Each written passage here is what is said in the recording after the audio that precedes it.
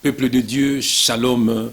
Ndekonabino aye kosolonabino, votre frère dans le Seigneur est là pour vous, rien que pour vous. Bien-aimé dans le Seigneur, Nzambe atiningana sonabino. Titre ya elokoyo ezali que le frère JF Ifongue conseille les chrétiens ou exhorte les chrétiens. Amen. Tozolobela ba chrétien. Bien-aimé, ce que vous allez chrétien, landa moi eloko ya muke nazo sala pona yo. Amen. Chrétien, ce que vous avez chrétien, chrétien zali mutu oyo alandaka Jésus-Christ. Donc chrétien et aussi mot Christ. Amen. Amen. Balba note que tous en katia christianisme, non la Bible zate. Nous sommes en Christ. Amen. Nous sommes en Christ. Donc olandaka Jésus-Christ. Et à vous bien le Seigneur, olanda eloko vraiment et ko édifier au makasi. Soit titi de prière, tout bon de la mouké, na komone Jésus Christ. Père de gloire, merci papa, na moment oyo, o tininga li susu, pona yako solo la na peuple na yo papa. Nazali simple instrument na yo papa, o lingo utiliser sous mouko alelo. Papa tika ete nyon se kubi madame monoko nanga e utepa na yo, et que ebo tape ba fruit na vie ya ndeko ya kolandanga papa. Na tiki nyon se na maboko na yo, molimo santu. Et qui t'a nanga et solo la nabana na yo papa, à toi seul l'honneur et la gloire, au nom puissant de notre Seigneur et Sauveur Jésus-Christ, j'ai ainsi prié, j'ai dit Amen. Bien-aimé dans le Seigneur, que Dieu te bénisse. Naye ko conseiller yo muke kaka bien dans le Seigneur. Déjà il faut ebeloko moko. Et ça na biloko ebele oyo tant to sala kana ba ndeko nanga lokola papa Limia, ezali tant to sala ba mission na papa Limia, on ezala ba combat. Et ça va combat ndenge nzamba lakisa na bandeko belé ba mona que frère Jeff azana ba combat nzamba tindaye pour abunda. Amen. Et ezape ya mona nazara pe na attitude mususu, eza esprit mususu nde ya kapona combat. On ezali esprit ya prophète et sinepsa bino yango. So tang na bino mona ke ba prophète ba bundaki, ba tolokola ba Moïse, ba tolokola ba Jean-Baptiste, ba tolokola ba Noé, ba tolokola ba Abraham, donc ba prophète. Ya mona entre les 12 disciples, bazalaki ba prophète, bazalaki ba apôtre, bazalaki ba pasteur. Donc eza ba don eza na kati na bana na Nzambe. Amen. Donc si ko yobo moni na za ko exhorter na zo conseiller. Donc eza pe esprit mususu eza kati na ngai. Yobo mona pe attitude eza ndenge mususu. Il faut boyeba ko comprendre na ba biloko wana. Amen. Na sona bilo moke bien aimé. To ba na amour. Amour. Na ko tanga verset moko après na ndimola yango. Nazali na 1 Jean 2. Bozi Bible blanc na 1 Jean 2 verset 7. Nakotanga au nom puissant de notre Seigneur Sauveur Jésus-Christ. Bien-aimés, ce n'est pas un commandement nouveau que je vous ai écrit, mais un commandement ancien que vous avez eu dès le commencement. Ce commandement ancien, c'est la parole que vous avez entendue. Toutefois, c'est un commandement nouveau que je vous ai écrit, ce qui est vrai en lui et en vous. Car les ténèbres se dissipent et la lumière véritable paraît déjà. Verset 9. Celui qui dit qu'il est dans la lumière et qui est son frère est encore dans les ténèbres. Celui qui aime son frère demeure dans la lumière et aucune occasion de chute n'est en lui. Verset 11. Mais celui qui est son frère est dans les ténèbres. Il marche dans les ténèbres et il ne sait où il va, parce que les ténèbres ont aveuglé ses yeux. Amen, bien le Seigneur. Yoka verset makasi. Bible obina biso. Yoka commandement o Nzambe apesi biso bien le Seigneur. Mutu oyo alingaka ndeko na ye azotambola na lumière. Mais mutu oyo alingaka ndeko na ye te, bien aimé, azotambola na ténèbres. Bible obike ténèbres et aveuglé misu na ye. Bien aimé, na loba nini par là. Ni na fumula sko verset au bien le Seigneur. Nous sommes dans le Seigneur, bien aimé. Nous vivons dans ce monde, mais nous ne sommes pas de ce monde, bien le Seigneur. Bien le Seigneur, ce que lingaka ndeko na yo, ce que Nzambe apesa yo don tamsu ya kote ya. Bien aimé, yaka kote ya ndeko na yo vérité. Parce que la Bible dit, vous connaîtrez la vérité et la vérité vous en franchira. Ce que vous kote ya lukuta, ce que vous kote ya po zwambongo, ce que vous kote ya po lingabasi, ce que vous kote ya po laksebilamba, ce que vous kote ya po batuba landakayo, bien aimé dans le Seigneur, olingi bandeko na yo te. Sozo sangisa dim, ozo sangisa baptême d'eau, ozo sangisa babiloko nyonso wana, bien aimé olingi ndeko na yo te, ozo bemena li felo. Bien aimé, dans la révélation moko, Nzambe azali divisé dans 3 dispensations. 3 dispensations. Nous avons connu le Dieu le Père qui a travaillé dans l'ancienne alliance avec les prophètes, s'il vous plaît. Amen. Après, nous avons connu Dieu le Fils, donc Jésus-Christ de Nazareth. Il a travaillé avec les 12 apôtres. Maintenant, nous sommes au temps de la fin. Nous travaillons avec le Saint-Esprit, qui est lui-même Dieu en esprit. Alors bien, le Seigneur, Jésus-Christ, donc ce qui est Dieu le Père qui a travaillé avec les prophètes, nous trouvons que nous sommes symbolisés. Tant que tu es Dieu le Fils sur la terre, Jésus-Christ, biloko nyonso wana salami na loi akine ko accomplir ango do akine ko sukisa yango. Et puis yemo ko lobela kango. Siko tango to komi siko na Saint-Esprit, biloko wana nyonso Christ ici accompli ça kango to komi siko yo na tango ya molimo. C'est simple bien le Seigneur. Yango to tanga verset moko nazali na Jean. Bien aimé, zo Bible na yo na Jean 6.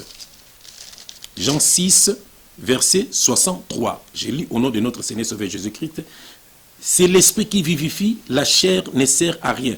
Les paroles que je vous ai dites sont esprit et vie. Les paroles que je vous ai dites sont esprit et vie. Bien-aimés dans le Seigneur. Nyonso Yesu aki ko accomplir nyonso oyo yango lobaki, je ne suis pas venu abolir la loi ni les prophètes, mais je suis venu l'accomplir. Parce que les prophètes ont parlé de Jésus-Christ. Nous sommes dans l'ancienne alliance et le bama pour Jésus-Christ. Nous sommes dans la psaume et le bama pour Jésus-Christ. On a Luc 24, versets 44 à 45. Alors bien aimé, ce que Jésus t'a envoyé, au moment où bandeko, ils allaient conseil, exhortation dans les chrétiens. Pour être bien dans le Seigneur, Jésus-Christ a eu bateau balandaka kakaye. Biso oyoto bengami poto teya, biso toza bato moko, tozo représenter Yesu te. Tous ba simple messager. Amen. Donc ceux qui osent na katia idolâtrie, bien le Seigneur, Yesu ko zoyote. Alors bi maudit l'homme qui se confie à l'homme. Amen. Donc voilà. Donc ça veut dire que bien le Seigneur, nous sommes au temps de l'esprit. Nous sommes au temps de la fin. Donc comme na tango ya suka. Donc comme na fin de temps tété, na temps de la fin. Fin de temps, temps makampe suki. Mais tout ça temps de la fin, donc tango tozo tambola na tango asuka. Donc tango ngo ebandaki wa yoka révélation ebandaki na Pentecôte. Tant molimo santo ekitaki. Tango ebandaki wa. Yango na kotangelo moko to bandeko bazolo bakeme Jésus-Christ ateki na ba temple azoki baptême pa ya Jean-Baptiste bien-aimé asalaki boy azoki offrande ya maman moko boy bien-aimé bien sûr parce que nous on a ça parler que de lui. Autant verset Murumbango, na Galates 4, verset 4. Vous avez une exhortation pour na Nzambe. Vous avez un point bien qui lobela lelo. Sur na verset 4, Galates 4, verset 4, j'ai lu au nom de notre Seigneur Sauveur Jésus-Christ. Mais lorsque les temps ont été accomplis, Dieu a envoyé son Fils, né d'une femme, né sous la loi, afin qu'il rachète ceux qui étaient sous la loi, afin que nous recevons l'adoption. Donc voilà. Donc, Christ est venu, a botami sous la loi, pour abîmer sa bateau bazalaki na loi. Alors, bateau bazalaki na loi, et ça n'a pas bisoté. Et ça n'a pas coutume, il y a pas juif. Et ça n'a pas bisoté, bien aimé. Na temple à Moïse, ba païen bazalaki te, ba étranger bazalaki te. Na baptême ya Jean-Baptiste, ba païen bazalaki te. Bien aimé le Seigneur. Alors, nous sommes ezalaki ba prophète. Si vous voyez, nous sommes en Christ. Et on a verset Mosumbango, dans Ephésiens 2, verset où bandeke belé mais papé sango mais expliquer ngo mabe na expliquer ngo bino lelo na Ephésiens 2 verset 20. Je vais lire au nom de notre Seigneur Jésus-Christ. Vous avez été on a passé. Vous avez été édifiés sur le fondement des apôtres et des prophètes. Jésus-Christ lui-même étant la pierre angulaire. En lui, donc en Jésus, tout l'édifice bien coordonné s'élève pour être un temple saint dans le Seigneur. En lui, donc en Jésus-Christ, vous êtes aussi édifiés pour être une habitation de Dieu en esprit. Bien-aimés dans le Seigneur, vous avez été édifiés. Donc, prophète, batéa kibino, apôtre, batéa kibino, mais si koto komi n'attend. Il y a le Seigneur Jésus-Christ. C'est à qui quoi accomplir nos soins. Et on a quoi le qui tout est accompli. C'est que nous sommes au temps de l'esprit. Alors qui le consolateur viendra et il vous parlera de moi. Bien-aimé, si tu as le Saint-Esprit, on peut comprendre que nous sommes au temps de l'Esprit. On peut comprendre que l'huile, au bandé, sous le loté, et zande molimo santo. So, on comprend que agneau, on va dire que katakuna pour masuma batu. Jean-Baptiste a dit voici l'agneau de Dieu qui ôte les péchés du monde. Et zande Jésus-Christ. Donc, au temple, au bandé, on va dire divisé en 3 parties. Lieu saint, lettre saint, parvis. Temple, on est allé yonangai. On est divisé en 3 parties. Corps, âme, esprit. Comme Dieu est divisé aussi en 3 parties, mais il fait azo salaka eloko moko. Et on a 4 temples, moli mo santo zaki na 4 temple. Le moli mo santo na 4 na yo. Mais il faut comprendre ces choses. Et ça dans 1 Corinthiens 1 Corinthiens 3 verset 16 à 17. Babi soko détruit temple nzambe, tu seras aussi détruit. Bien aimé, voilà. Il y a un moment qui est le amour. Ce que l'on a yo oko sa été bien aimé le Seigneur. Nzambe ndé afuta kabiso. Il est le rémunérateur de tous ceux qui le cherchent. Bien aimé soko luka nzambe. Kosela nzambe na isengo nyonso. Kosela nzambe isate ko kende sika moko. Alobi na tant aux ali bien aimé aux appels serviteurs de Dieu, aux ali sacrificateurs de Dieu. Te akabalona ndako linga moso na motema moko ndenge ndeko na ngai alimea alingaka mosi na ye mama Pati. Amen. Ndenge ngai na lingako yanga molonga ni mama Françoise. Amen. Donc, linga moi si na yo beno le Seigneur. Ce que linga ka moi si na yo te, c'est un problème. A tout te yibat. Yo pe moi si. Comment kotika mobali na yo, on a ke sukola temple, on a ke komba temple, nanda ko lambite, na tonton ko komba. Bien aimé, nzoka nde temple bazo kosa yo. Yondo za temple. Kombolo mi kombolo la, longola masumu, longola matongi, longola biloko wana po Yesu tonga ko za la lever. Bien aimé, batu basali ba magasin na bango, basa ko kosa batu. Bien aimé dans le Seigneur. Et nous avons exhorté bino amour bolingane ya solo.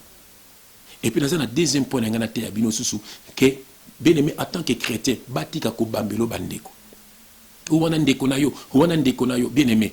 Senga na nzambe loba na nzambe est-ce que alimi azande ko na ngai bien aimé kota na ndako na yo fuka masambela nzamba ko lakisa yo ke wana zande ko na yo te. Il faut que belo ko totanga verset moko mbangu. Totanga verset moko nazali na Galate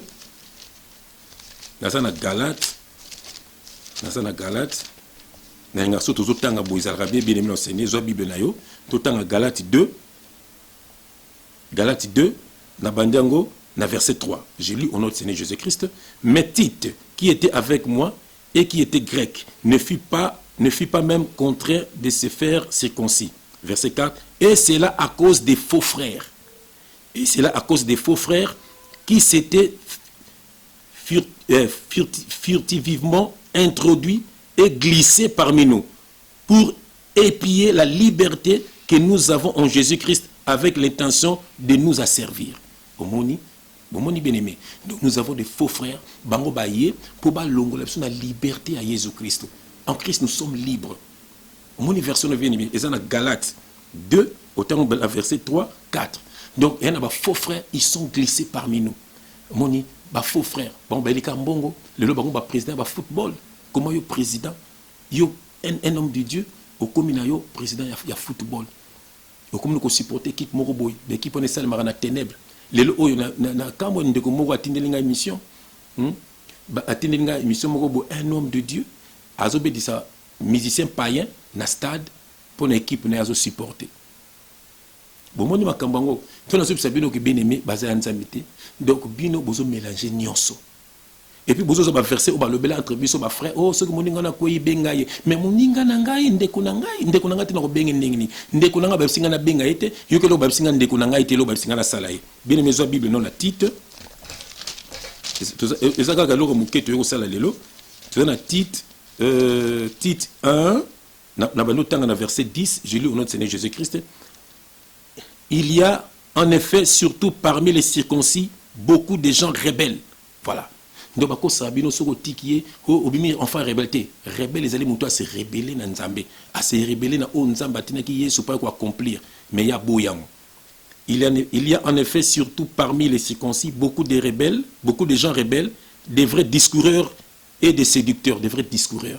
Et là, tu me dis, comment la philosophie, ou à 1800, ou à 300, ce qui est bien aimé, tout ça, le kouanate, le bana mutu, atika via masumu.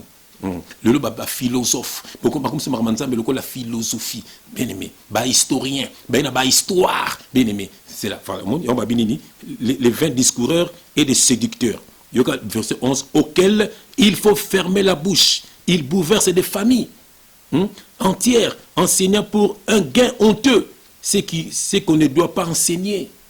C'est qu'on ne doit pas enseigner. Parce que nous avons un discours, bien aimé. Parce que bouleverser ma famille. Comment au kangamo si amutu. Ah, comment au sale panayo. Azo qui peut sous moi, mobile nanda côté. Azo lambela sous mobile nete. Bien aimé, tout ça n'a pas pelle belé. Tout ça ma famille est koufi. Tout ça ma bale panzani. Pour na batu wana bien aimé. Basa ko bimana bino. Basa ko kosa bino. Basa ko lia bino bambongo. Baso kosa bino. Et ça na batu oyo pe baye. Soit disant baso dénoncer. Mais lukuta. Na se baso sala makambo ebele. Basa ba idolâtre. Bozo comme si bango en tête. Bino bovana c'est bolo bolongwe na maboko ya Jésus Christ. Bolongwe na maboko ya Jésus Christ, bien aimé. Pourquoi bien aimé, pourquoi na sengi na bino avant Bible dit éprouver les esprits. Éprouver mutuno sasa ndeko na yote. Ezate po tangi komba Yesu. Tanga na Matthieu 7 bien aimé. Banango na 21 kitanango balobi Yesu lobi mingi bakoyaka bakoloba Seigneur obana tikala ko yeba binote. On a celle qui mena kombo na yo na bikisa ba malade obana tikala ko yeba binote. Bien aimé le Seigneur. Pourquoi bien aimé olingo keneli felo? Pourquoi zo kangana muta mokili? Pourquoi bien aimé tolinga na toza ba frère, tolinga na toza bandeko, ndenga na linga yanga bandeko, linga pe ayo bandeko. Bien aimé Yesu ntapesa ka bandeko, linga ayo bandeko. Bien aimé na ba batima kuna batinda ka batu, o ba gagner d'âme. Bazo benga batu o ba nzamba benga na bango te. Yango batu mingi batondi na ba batima wana, bebi na bango nzambe te. Ba yebinde batu. Oye ba Yesu, bisunga na za po boye bangate, po boye bande Yesu. Amen. Voilà l'on a gagné Sabino sous bien aimé. Donc il n'a pas mon sous. Pour monsieur Ezali point il y a un message. Point monsieur Ezali point un message. Batu belé besoin na net côté ya bien aimé. Mais besoin ba makamba le kuta. Besoin ko pesa ba verser à le kuta. Monsieur besoin peut enseigner té. Non pas enseigner notre yebité. Saint-Esprit peut enseigner binoté. Bien aimé le Seigneur. Besoin ya tam sous na sima ya batu po boloba makamba le kuta. Bosuya ko bamba lokuta na kotanga verset moko naza na Jacques 3 verset 1. J'ai lu au nom de notre Seigneur Jésus-Christ, mes frères, qu'il y ait pas parmi vous un grand nombre de personnes qui se mettent à enseigner. Voilà, car vous savez que nous serons jugés plus sévèrement. Tant que vous êtes à côté, vous avez ça va verser. Yo mo maîtriser ba verset wana te. Obité ke batu bazo landa yo. Obité ke batu bazo landa yo. Obité ke vous allez juger. Tam si ozo ya poko te la mutu moko boy tam sa privé na yo, tam so pile camarade na yo. Ozo ya pour le n'importe quoi, ozo ya pour nuire mutu mususu. Est-ce obité que vous allez juger? Obité que vous allez juger. Obité que vous allez juger. Ndeko na ngai. Yango bande ko nanga nebisa kabino botele mabosala ba vidéo pour édifier batu témoignage le bana batu onza masena vie na yo soko o maîtriser parole de Dieu message témoignage na yo eza parole de Dieu yango abaki faut serrer mes témoins comment na témoignage o ça na vie na yo yango ndoko mi témoin Yesu onze Yesu longola na kindumba yuzo na ngai tikabu voilà o makambo oyo. Et Yamabi, il a fait des dons aux hommes, les autres comme. Si on a fait des dons, bien le Seigneur, il a coupé sa témoignage et que bon la batte belé au bazar la vie wana. Vraiment ça m'a pas mon labino. Na comme na pas musus na comme na pensuka, pense que zalike bien aimé mon nzambe appelle ça toujours escalier. Et ça na batu mingi bazo sala ba vidéo, bazo tia ndeko ya frère Jeff Fonge, ndeko ya frère Jeff Fonge. Bien aimé Eza nango mabete, eza pe idolâtrie. Simplement c'est quoi? Et ça la bande de kebele ba ça message mo konza mapesa bango. Mais sur le internet bon a un message naie tam susu depuis 2000 tam susu 2010. Au moins tam susu 5 vies, tam susu 20 vues. Donc azan escalier. Mais ce que eza na bato belé, ce qui nzambe soka pamboli mutu. Li pamboli nzambe soka pamboli eza pona yo moko te eza pona bato misusu. Et on moni que ce que mutu etam sa tende ko frère JF, eza na ko mabete. Eza ka pobo landa message azo pesa. Jamais na ko ba botika kombo na ngate no eza ce que na motime la parole de Dieu. So nzamba telmisi kombo na ngai eza pona ngamo na bénéficier na ngote. Eza bato loka ba frère Providence, bato loka ba frère Jancy, d'autant ba frère bato loka ba frère Boni Chamala. Donc bazo tia kombo na nga eza po boyo ka makambo ba loba. De eza pe ba loba ke wana za frère na biso. Ça veut dire que nous avons le même message. Do bato bananda nga ba kolanda pe bango. Simplement ça. Misu sona to mona na te. Moni, misu to benga na téléphone. Moni, et puis nous sommes dans le Seigneur. Tous en a vision moko. Simplement ça. Et ça n'a pas été que bafuka mais la ganga so ba moninga no to solo la très bien na ba téléphone. omoni ezaka frère nanga tangi docteur Olobake il y a sa disciple à Jésus-Christ à sa disciple nanga été bien nous sommes tous les frères dans le Seigneur tant au sanganaka et ça pour tout kende royaume des cieux bien mais beaucoup kabona masumu beaucoup kabona vie à péché beaucoup kabona vie à ekobo tous les missions tous na frère nanga limia tout le ekobo dans le sexe tout le ekobo ndenge mungu na sala kana ekobo ndenge ba famille za divisé na ekobo ndenge ba fille belo ba bala kate po ba viola ka bango nana bimaka na yo bimana papa na bino to le que homosexualité mais surtout bela ekobo comment mon condition ça mon condition na basi bela misatu mine et ça makambo ya kolobela soki papa to mama bote bino na basi bela misatu mine moi bino pe bana boko bota bongo ça ba lien il faut ko kata yango voilà bino ko faut tout yango wana on a pu po boti bana bi ka ndenge wana donc ba lien faut ko kata ça veut dire que semence mo ba bisa na kata famille yango bino mais voilà donc to six na biso et puis likambo ya suka eza que na kotanga non avant na loba toza na Matthieu 24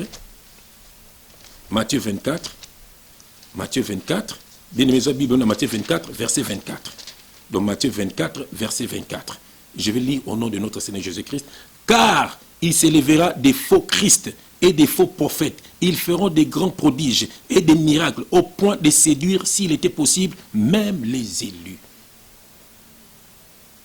Voilà. Les lots oyo batebele bakomi ba Christ bazu place à Yesu. Bokomi ko adorer bango, bokomi ko fuka mela bango, bongo benga bango ba papa, bongo benga bango ba maman, na bilu esika moko te basele ki ba biloko wana. Voilà message tozuya nango bien-aimé. Batu wana bazana nzambe te. Mutu wana azande kuna yo te koloba te kazande kuna yo. Bien-aimé bima esika wana bien-aimé. Landa Yesu, fuka maka na chambre na yo. Yesu ko peso bande ko tami là où 2 ou 3 sont réunis à mon nom, je suis au milieu d'eux, bien-aimé. Ozo ko felani. C'est tout en verset mbango, na Matthieu Matthieu 18, verset 20. J'ai lu au nom de Seigneur Jésus-Christ. Car là où 2 ou 3 sont assemblés en mon nom, je suis au milieu d'eux. Bien mo lingeni nango. Yesu nzamba zanga nakati ba full te. Oh te. Yemoko Yesu azeka na 12 disciples. So bimi libana zo ba parabole. Mais na ba disciples na zo ba parabole te. Pour ba comprendre les missions. Donc ça veut dire que qu'on a pas son boza et puis na mutu na terre bino ayebi ne pe bino nyoso tuté. Donc ils allaient bien aimer pourquoi? Yango moni ke biso nzamba stelimisi biso pour to ya koloba. Omoni pour to ya koloba. So ngata msu na be mission tunazaka na papa limia na sukanga na zo silika bien aimé ezala kanga ite. Mokolo bokuta na nga bomona azala kandebo bato bayeba ngaba jef azala kandebo. Voilà, ezala na ngati. Même ngamoko na kamoka. Na kana jamais na sala makambo yo. Mais mon o so yo moni tempérament soso. Amen. De aussi que zali molimo monsieur Zoloba. Et ça qu'on exhorter avec douceur ndenge baloba na Timothée. Ozomona, on a ça qu'on exhorter avec douceur pour vous comprendre. Mais kuna ezalaka combat. Jamais comme ça David devant Goliath douceur te fallait bomai. Fallait pas te David, fallait bomai. Jamais Moïse devant Pharaon douceur qui m'a douceur te mais rouge pas ba dîner mais chubu. Voilà. Donc faut vous comprendre la parole de Dieu bien-aimé. Mais ce aux allez exhortation et ça conseil, c'est avec douceur pour côté vanda. Faut boyer baka ba don un prophète a ko séduire, un prophète a ko caresser, a bitumba parce que c'est Dieu qui parle dans sa bouche. Amen. Mouta exhortaka bo ezali pasteur, elle est berger. Amen. Berger c'est les mouta zo kinga ba mpaté. Donc tant azo pesa bien de biloko, oza bilé ya molimo. Amen, c'est ça. Ndenga siko olo no sa siko. Sur la minute dans un rôle, il y a pasteur, il y a berger. Amen. De ezali bâton, tout ezali banda, ezali rôle évangéliste.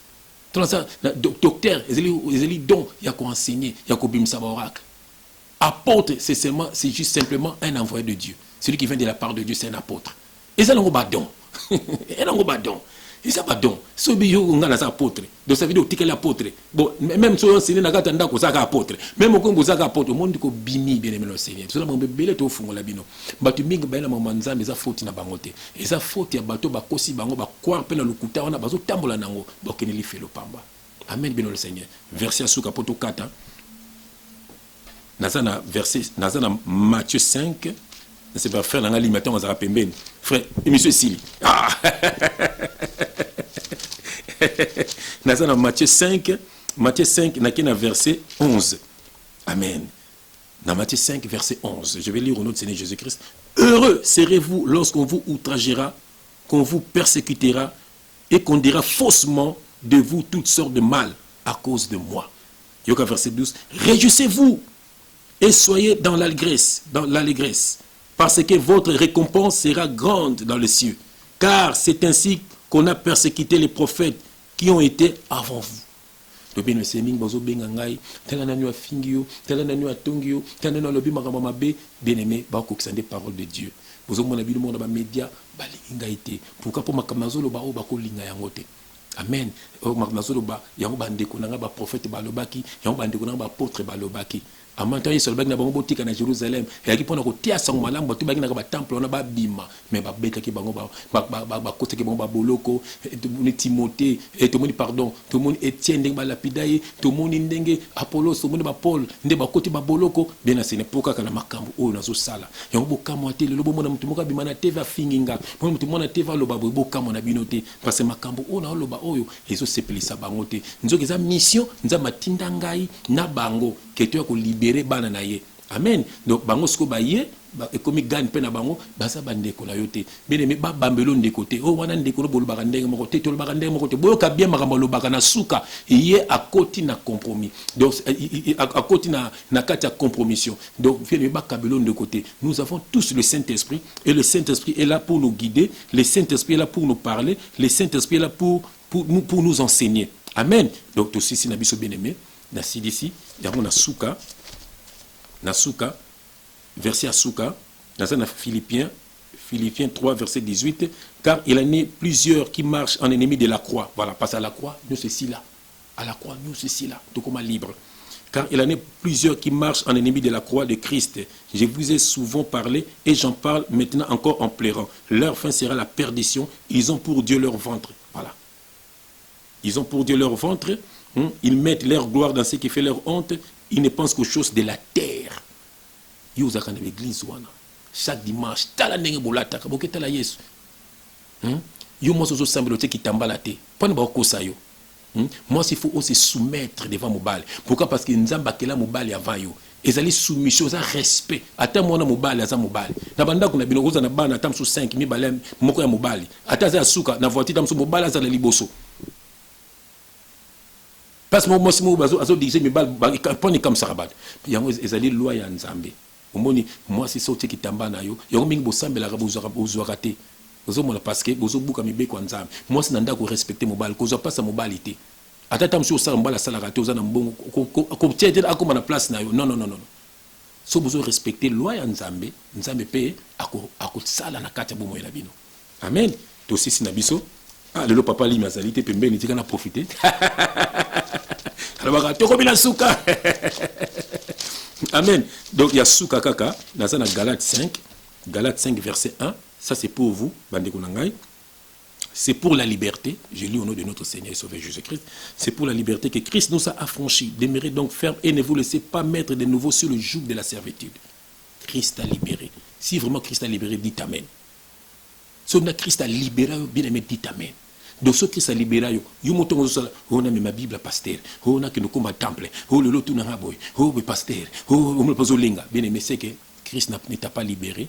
À l'objet, vous connaîtrez la vérité et la vérité vous en franchira. Osée 4:6 à l'objet, mon peuple est détruit parce qu'il lui manque la connaissance. Pourquoi tu es détruit? Bien aimé, Nzambe a pambola bino, Nzambe a tambola na bino, bolinga na bolingo ya solo. Que Dieu vous bénisse.